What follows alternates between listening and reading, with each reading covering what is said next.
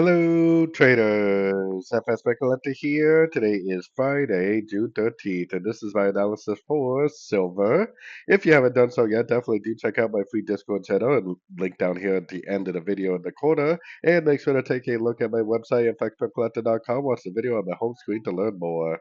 So anyways, on silver, we're on the daily time frame. We are definitely at the target area I've been talking about for a long time. I think it's very, very clear that this is a 1, 2, 3, most likely a 1, 2, 3 of wave 5 from the weekly time frame. So I think more than likely we're probably going to be kind of in a little bit of a range for about 2 weeks for a wave 4, and then probably back up for a wave 5 to finish off the trend that starts right here.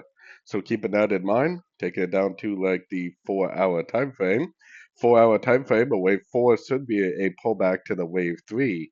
So we only want to put our Fibonacci retracement on the wave 3. More than likely, this is going to be a very overlapping corrective pattern, probably about the same length and time as the wave 2. So probably about 2 weeks or so for a wave 4, maybe down to like the 38 or the 50% before we potentially go up and make a wave 5.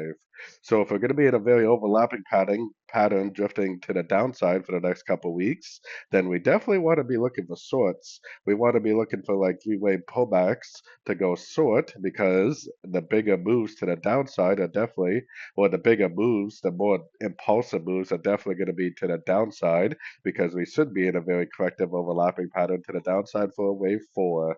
So definitely looking for shorts, but also keeping in mind that at some point it's probably going to bounce from one of these Fibonacci levels and continue back up for a wave 5. So anyways, don't forget to like and subscribe. And as always, thank you for watching and happy trading.